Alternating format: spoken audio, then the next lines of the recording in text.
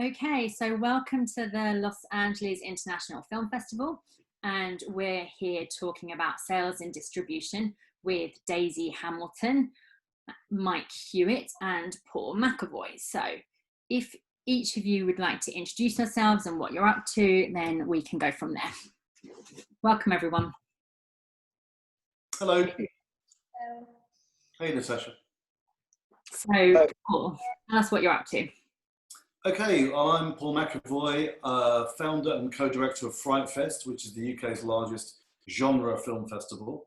And also we have a distribution label called Frightfest Presents, which we run in companionship with Signature Entertainment.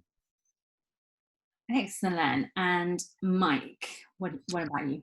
Hi, my name is Mike Hewitt. I'm the Director of Sales and Marketing at Arrow Films, which encompasses our brands, Arrow Video, Arrow Academy and Arrow TV. And I look after all of our sales and distribution across the UK, US and Canada, ranging from festivals through to home entertainment, theatrical and digital models. Wow, thank you. And Daisy, tell us a bit about what you do. Hi, I'm Daisy Hamilton, and I do acquisitions and business development for Tricoast Worldwide and our other labels, Rock Salt Releasing and Dark Matter TV, which is an AVOD channel. Excellent.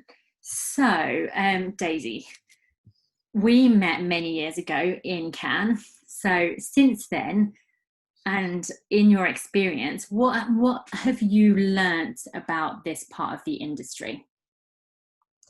It's a great question. Literally everything has changed probably since we first met. I can remember, it must have been, I don't know, 6 or 7, could have even been more years ago, when executives from Netflix were walking around saying, hey, we have this idea to put movies on the internet. And they literally got laughed out of the building. Nobody thought that that was going to be a reality.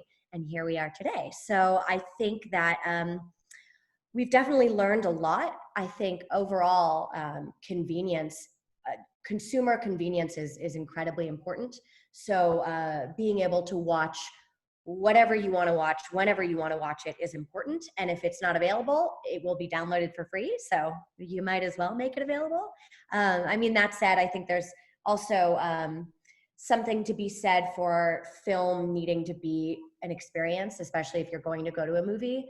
You know, if you're going to spend all the money to get a ticket, to buy the popcorn, all of that, there has to be a pretty big payoff. You know, if not, you just watch it at home. I think we've also seen the rise of a subscription world and that becoming really commonplace in the consumer's mind.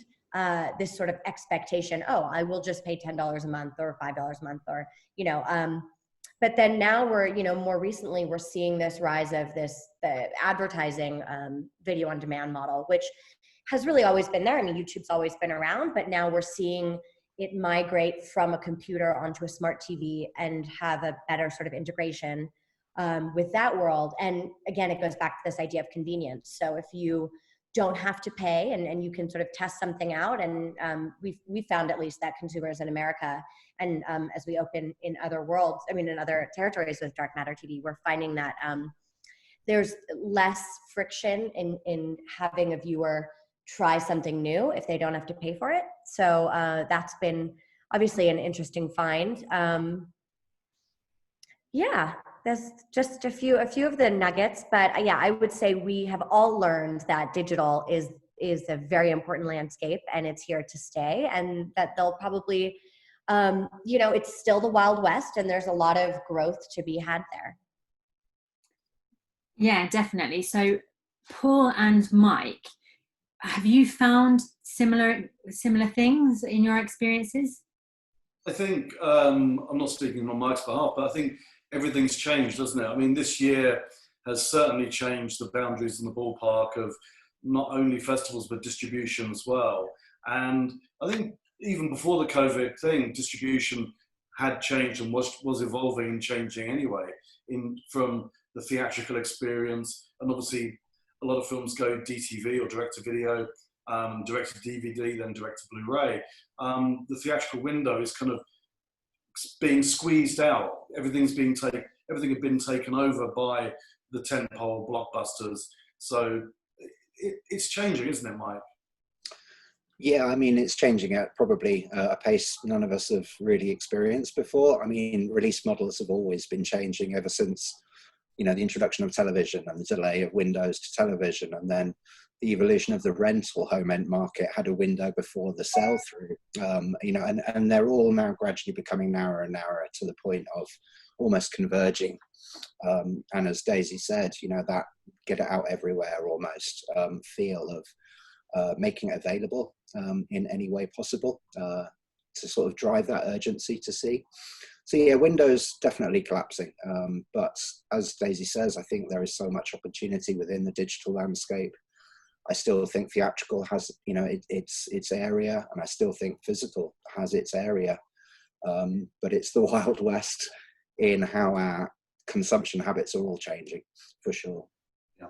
I feel like Arrow really proved the model that for physical to work, it has to feel special. I mean, you guys do such amazing jobs on, you know, and doing really special collector's items. Do you think that has something to do with physical being such a success for you guys? Yeah, I think we're very lucky with ourselves. You know, we've long time invested in doing premium releases, talking about restorations, adding extra features, and there are definitely other labels similar to us that do a great job as well. It's not just us pioneering, but there is definitely a feel for, if you're a collector of films that you want to own, you want to have the premium version of that film that you love, or you want to find out as much as you can about that film, and to just release a vanilla film on DVD is no longer, you know, enough for people.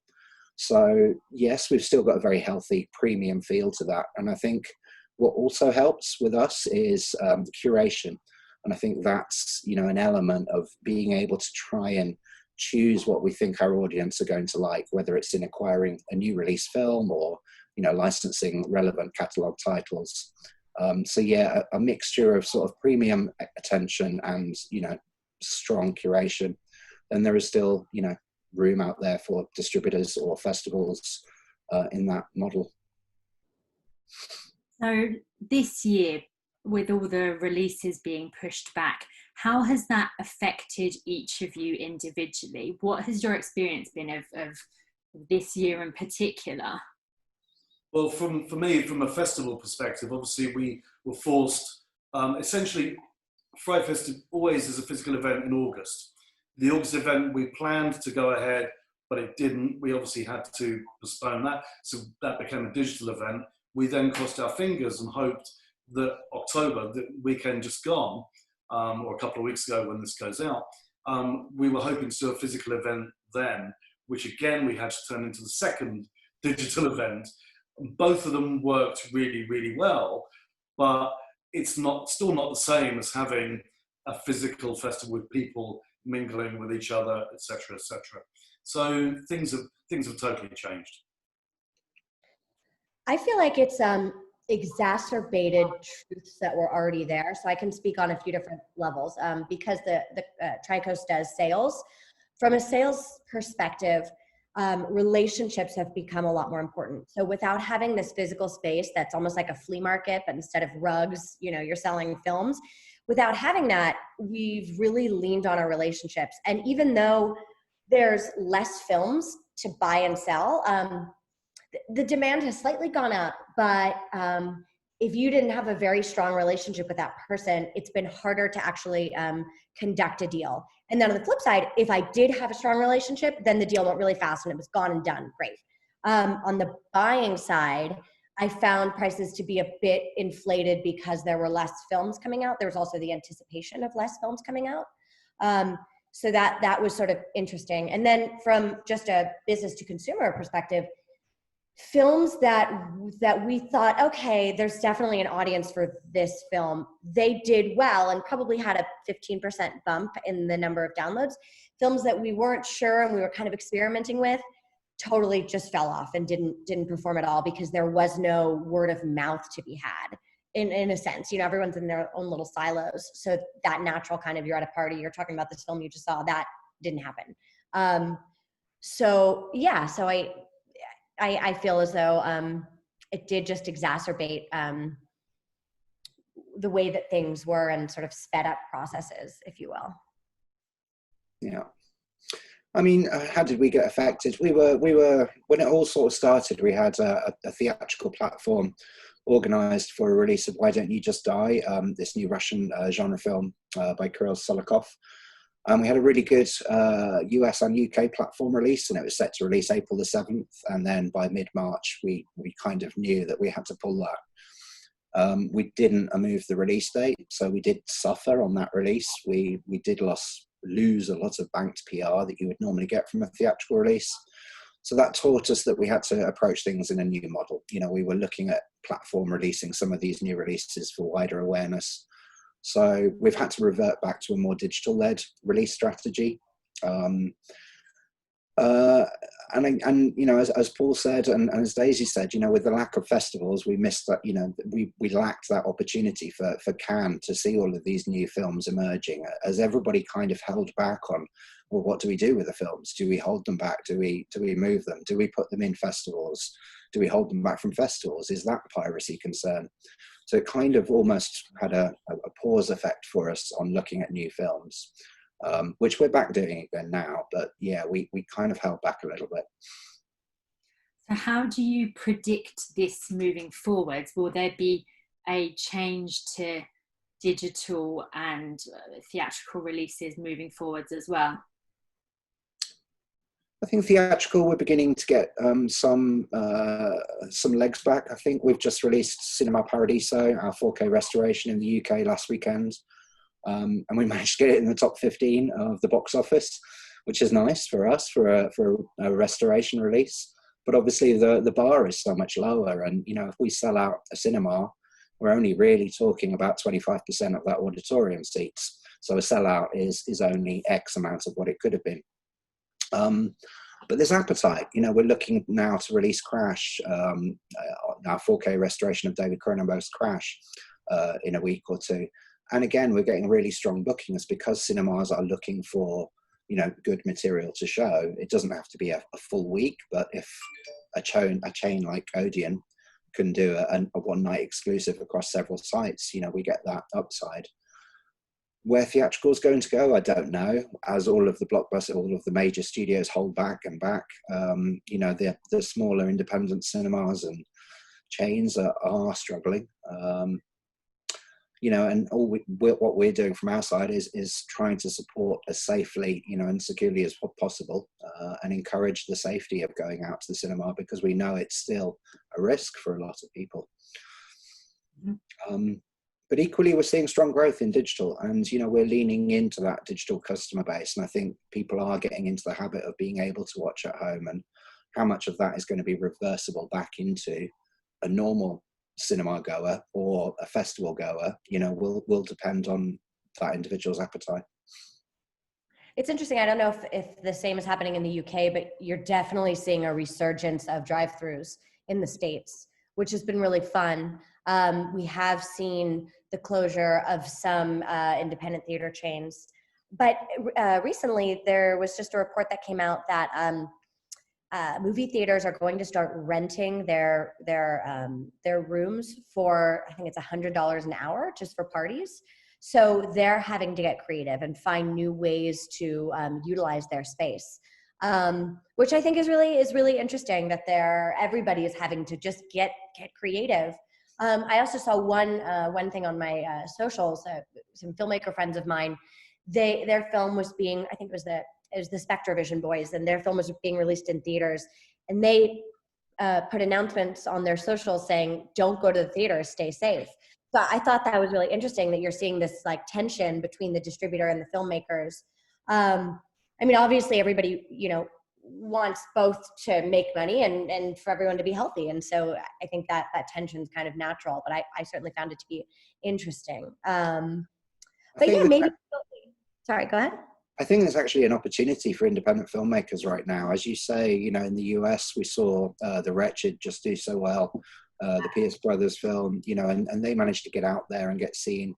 We've seen in the UK that St. Maud has done, you know, really well for its distributor, potentially, on a par, or at least on a par with what it could have done when it was crowded out by blockbusters. There's another film that was done by a small-time distributor that has crossed over 1 million box office, that tapped into the young adult novel audience. And I was reading that there's a filmmaker calling up cinemas himself and getting them straight booked into cinemas directly. So there is opportunity out there now. There is space in the theatrical sphere, and you've always got the challenge of how do you get people into the cinema once you get it booked in. But there are definitely signs of positivity for their independent filmmakers right now, I think. Yeah. The other thing that we're seeing is this new world of watch parties really emerge, and no one has really kind of cracked it yet. But I'm working with several different companies. Each have their own way of trying to figure out is it going to be a subscription model? Are you going to have everybody in the watch party pay? But that's a really cool new emerging model that's come out of COVID as well. So what is the watch party? What is that?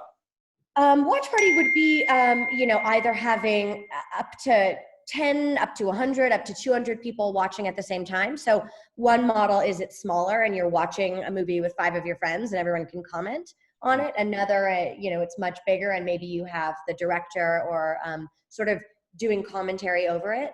But this idea that you're doing a group watch similar to a theater, but you're doing it virtually. Oh, okay. But the people had these ideas before even the technology came out. So they were all, at first, like at the beginning of COVID, people were sort of trying to like jerry-rig, if you will, their own ways to do watch parties. And all these tech startups had to like really quickly figure out how to accommodate. It's really interesting. So Paul, tell us a little bit more about how Frightfest Presents came about. So it was born out of Frightfest. Yeah, it goes back quite a long time. In fact, it goes back almost many years ago with Mike Hewitt, wasn't it? Back at Revolver. Do you remember those days? We had a label in conjunction with Revolver. So we released a couple of films way back when. And then we went to Icon came to us. We actually went with Icon, and we released The Love Witch and lots of other stuff. And then sadly Icon went bust a few years ago. And then we had a few offers from various UK distributors, and Signature were the ones that stepped up to the plate and said, look, we want to rely upon myself and Alan Jones, my programming partner at Frightfest, on our curation skills and the fact that we get to see so much stuff so early, that we would then curate the Frightfest Presents label for them. So that's really how that came about. We've released some great films. We've got some really good stuff coming out. In fact, back to what Mike was saying, we've got Relic, a fantastic movie, Australian picture. That's coming out from Frightfest Presents theatrically in a couple of weeks, which played Frightfest and it played London Film Festival, etc. So yeah, we've got some really, really interesting stuff coming out, primarily in the VOD, DVD realms, but occasionally in the theatrical as well. So all the films that you release, do they all play at Frightfest first? No, not necessarily. I'd say the lion's share probably yes, about 95% have or will. But then there's still a few percent of stuff which we're releasing which hasn't and won't play at Frightfest. So it's a mix. Okay, so Mike, you also work quite closely with festivals. What's the relationship between a film playing at festivals and then having a release? I think it's absolutely crucial, and even potentially more so. So as Paul sort of mentioned, I've got a fairly long history back at previous distributors, Revolver, where we launched a low-budget UK-British film called The Zombie Diaries back in 2008. And we managed to arrange for the festival screening to take place at the same time as the DVD release and the digital release, and then organised a world record PR stunt at the same time. And we managed to work with the festival to elevate both the film and the festival with an additional stunt. And ever since then, we've always looked at premiering any new release film. We've looked to acquire through a festival strategy, I think it's really key to get that good word of mouth, that real positive preview almost to, you know, those audiences that are going to hopefully want to champion these films. And as long as you can align, you know, close release dates to it, you know, wherever possible, so that you're essentially mapping towards the ability for everybody else to then go and see it soon after, I think, you know, it's incredibly important. I was watching all of Frightfest this weekend just for any films that hasn't actually yet been sold, or, you know, what opportunities are there for us here to acquire. We've long been supporters of festivals, both in the UK and more increasingly so in the US. And, you know, that audience is us at Arrow. You know, we are literally spending our weekends sitting back watching things at festivals. So, yeah. You kind of touched on that a little bit, Mike, but one of the interesting things from us as a festival, and obviously we screen a lot of films from a lot of different distributors and producers and whatever, but we're often used as a barometer to see how the film engages with an audience. So, for example, The Girl with the Dragon Tattoo, which we premiered years ago, we actually screened it nearly a year in advance of when it came out in the UK. And the distributor, which was Momentum at that time, they took all the feedback that we got from that screening and implemented it within their theatrical campaign. And that often happens, because obviously if a film plays and it doesn't play well, and that honestly that does happen, sometimes the people have to rethink completely the strategy going forward. Oh, it doesn't actually work, we either have to recut it or rethink everything. Yeah, I would also say that, like, given how many films there can be that come out in the sort of indie space, especially in the horror indie space, because it's one of the areas where a film can hit big, even if though it didn't have millions of dollars and huge actors. It suddenly becomes overwhelming, definitely from an acquisition standpoint, and even from, you know, definitely from an audience standpoint. So to have that stamp of approval from a festival becomes really important, that sort of like taste stamp of approval that this has been curated, you know, a set of eyes has vetted this. It can be quite important. And it can also, it can help sell the film around the world, and it can really help, like we had just had a film that's really killing it on the festival circuit, and it's led to the first time director getting a ton of calls from big agencies and managers. So it can really help launch careers as well, and have the studios start calling them, and yeah. So Tricoast Worldwide, Daisy, you also finance projects, and you work together with producers on that. So tell us a bit about how you decide which projects to get involved with. Yeah, and that I would say is also changing right now as well, and in an interesting way. I mean, it's easy to say, and it's still just as true, even more true than it used to be, that, okay, there has to be assets already involved. If it's just sort of an idea or a script, it becomes really hard to invest in that. And there's an incredible amount of risk in first-time director.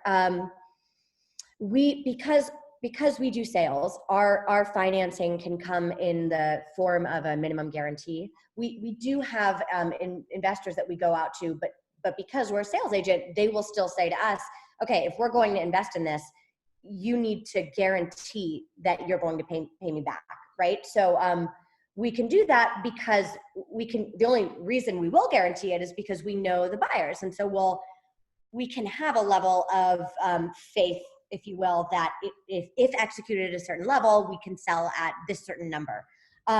So we're not equity investors like pure, like, I want to make a movie, let me just put some dollars in. We are more sales-based investors. So we will take world sales to cross against our investment. What has become more and more important is working with films and working with producers that can work with their own governments. Because to have a film that's higher budget be fully funded by equity in the market doesn't make sense anymore, because truthfully, upfront numbers that buyers are paying have considerably gone down. Well, there's sort of like a chasm. You either get a huge global buyout from like a Netflix or an Amazon, or you're selling territory by territory. And if you're doing that route, the numbers have just gone down for everybody. I say this as a buyer for the US as well. The amount I have to pay upfront for a film has gone down because less people are out there paying. So everything is more transparent. On the flip side, everything's more transparent. So if a film does well, you get more you get more from the back end, but buyers are not paying more upfront. So in order to actually have a $6 million film made, that whether it's Canada, the UK, Australia, I mean, it doesn't matter what country it is, that 25 to 50 to 60% that you might be able to get in soft money has become more important, I would say, now to that mix.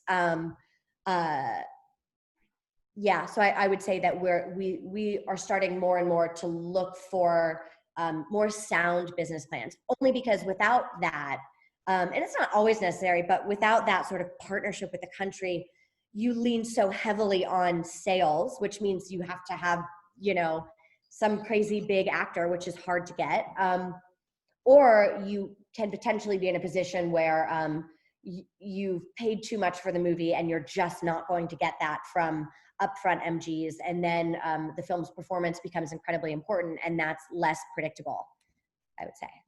Yeah. So with sales and distribution in mind, what are things that, in your experience, all of you, things that people, producers, and when people are developing projects, things that they should think about during the development stage? I would say, and this I found to be like such a big, and every year, it's almost shocking how much it changes. First of all, as all audiences, I mean, if you look at, everyone looks at their own viewing habits, I think we might all admit that we're watching more TV series. And that has a different effect on, the pacing is different. So I would say overall, it's really important to track how audiences, their appetite for pacing, because I think the slower films are just not working as well across the card we've seen. That I would say is like I mean, there are so many things to think about, but pacing I would think is really, really, really important. But also just the level of compelling, I think, is also raised the bar on how compelling a story needs to be. I mean, because we are competing with series, we're competing with just these genius podcasts that are it's such compelling stories. So I think the sort of day where you had this coming of age story that is maybe just more of a nice, slow movie, normal movie, that's a really hard sell right now. I think we're the bar on just how good product has to be has gotten higher, if you will. I don't know. Do you guys agree with that? Absolutely. I think it has to start with the script. I think the script has to be it has to be good. I know that great scripts can be turned into bad films, but if you start with a bad script, and also, and I think Mike will agree with this, not so many drone shots, you know. It's which new technology. It's usually for a low-budget independent picture. They always seem to start with a drone shot, because obviously it's saying we've got budget, but no, it just means they've got $100 drone. You know, that's. What do you think, Mike? Not about the drones, but about films. Drone shots are great, but yeah, sparingly. I think it's about authenticity of voice and something with something to say or a unique perspective is what we're looking for personally at Arrow. You know, we're looking for those fresh, bold, creative voices, you know, that are genuinely, you know, coming from the heart, you know, whether that's a documentary like the El Duce tapes that we've just acquired, although it's a toxic subject, looking at El Duce from The Mentors with this found VHS tape.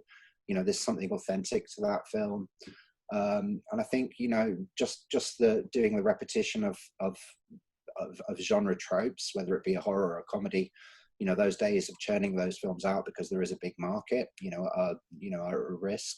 I think you just need something that is really good, personal, strong, and has a proper voice. You know, and there's plenty of that out there. There's many films. that are really beginning to shine through and almost break through that sort of generic overload, as it were. Excellent. So a final word from all of you. What's your top tip to filmmakers working at the moment? What would your advice be? Distance, self-distance. Right now, I think, as Paul said, you know, it's about having a good script that you believe in, having a budget that you think is achievable within what is, you know, nestling up against what Daisy's saying with reduced MGs coming forward from buyers.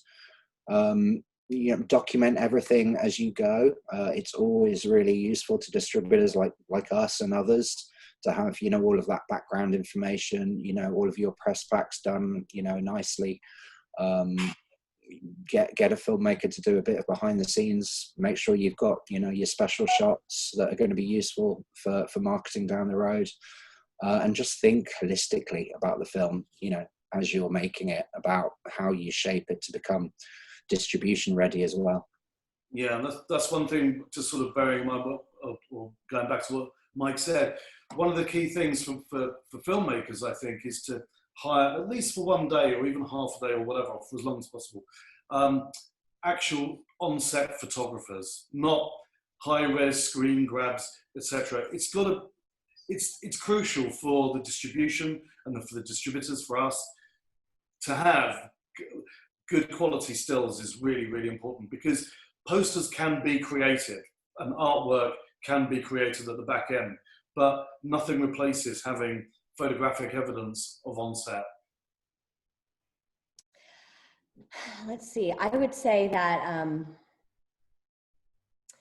to sort of take into account this global experience that we've all had, I'm really excited to see how people take this experience and turn it into art, and not in the sense of like, let's all make a pandemic movie, but to sort of artistically look at how it's affected the collective unconscious, and how we can use storytelling to get through it and process it in an interesting way. I hope to see that. But yeah, I like something Mike said about having distance. I think that's important, because I think it's important to remember that you're, you know, unless you've self-funded, you're also making films for other people and for audiences, and it's important to keep them in mind, or else just, you know, it's very expensive therapy if you're making it just for yourself. So yeah, it's another thing to keep in mind. Excellent. Thank you to everyone for joining us today. Thank you, Daisy, Mike, and Paul, and everybody take care. Thanks very much. Thank you.